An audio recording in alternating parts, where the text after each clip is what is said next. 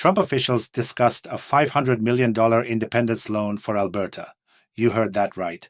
While Canada fights off annexation threats, one province is secretly making deals.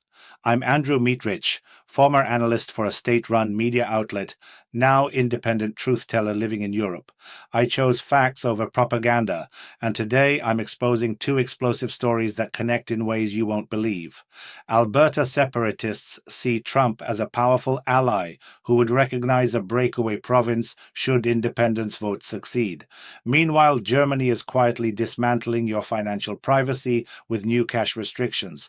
And now listen carefully. These aren't coincidental moves. Hit that like button if you want the unfiltered truth, subscribe for more exposés, and consider supporting independent journalism, because tomorrow the news could change everything. What do you think? Comment below. Watch me expose Alberta's unprecedented betrayal of Canadian sovereignty. Premier Danielle Smith conducted clandestine negotiations at Trump's Mar-a-Lago resort last month, labeling this treachery as successful diplomacy. Here's the explosive truth she's concealing.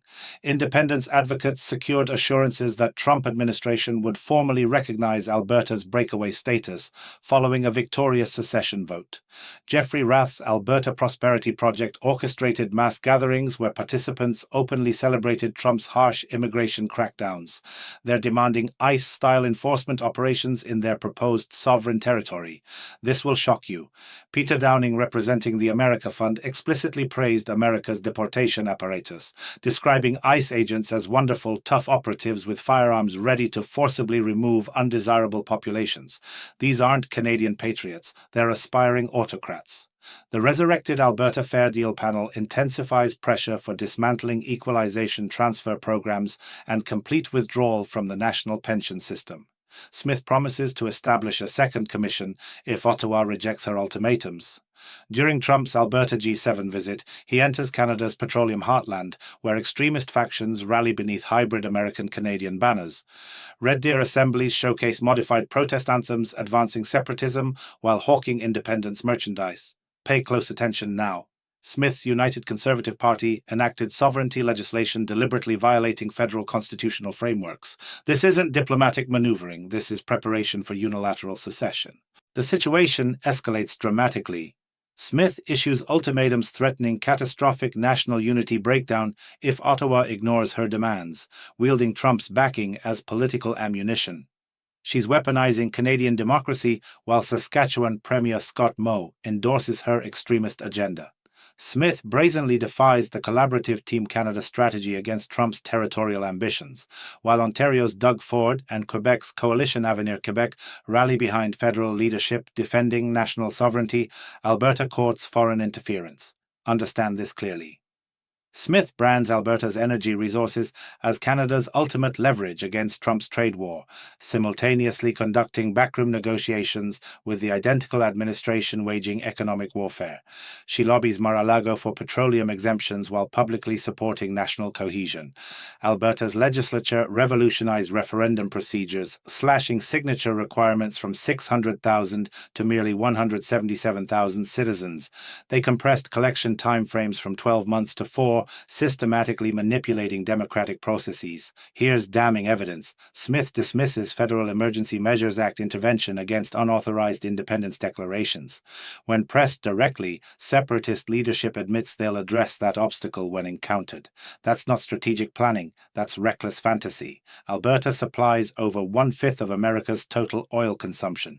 Trump imposed reduced 10% energy tariffs while maintaining 25% levies on other Canadian exports.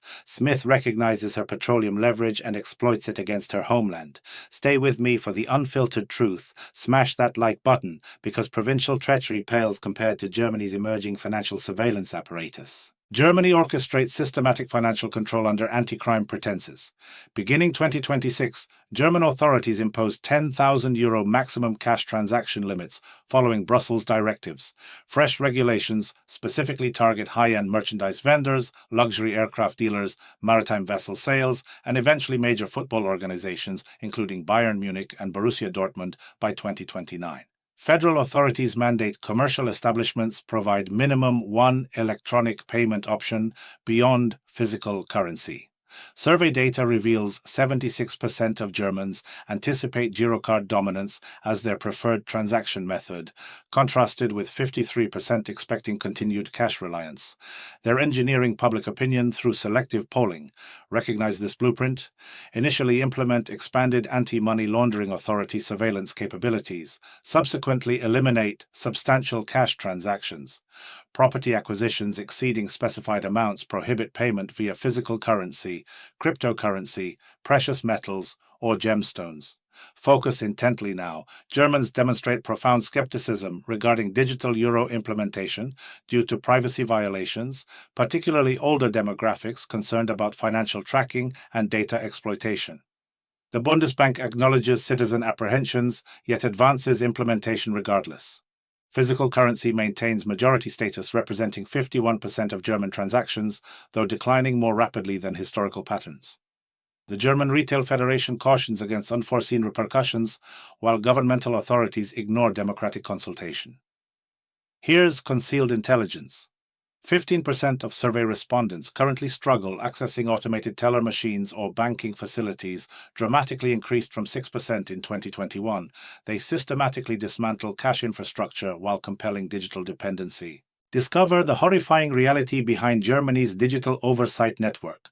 Banking expert Patrick Schufel cautions that digital euro infrastructure facilitates financial monitoring and citizen control exceeding any technological system in recorded history. Prepare for this revelation. European Central Bank President Christine Lagarde accelerates October 2025 digital euro deployment, while European parliamentary privacy protection discussions remain completely unresolved.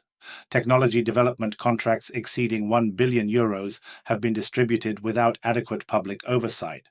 The German Computer Science Society identifies digital euro adoption as endangering informational autonomy, cautioning against the Gläserner Mensch phenomenon.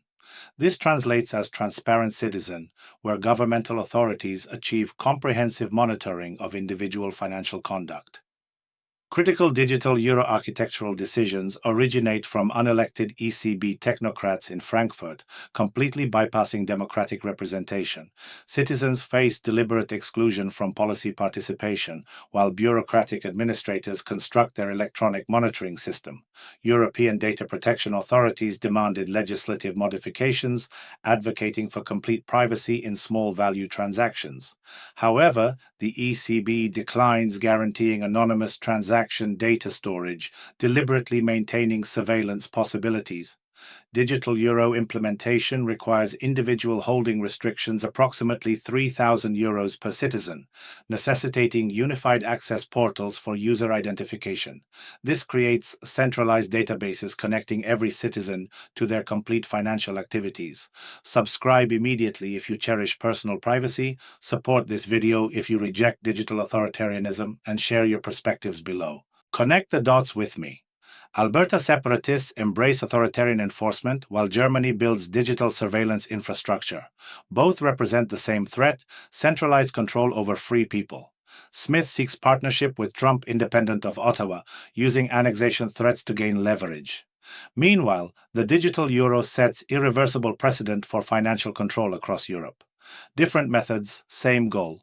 These aren't isolated incidents. They're coordinated attacks on sovereignty, privacy, and democratic choice. Whether it's provincial separatists conspiring with foreign powers or technocrats imposing digital surveillance, the pattern is clear. Stay vigilant, stay informed, and never stop questioning official narratives. Like this video if it opened your eyes, subscribe for more truth-telling, support independent journalism if you can. Your freedom depends on staying informed about these coordinated threats to democracy. What do you think? Comment below with your analysis.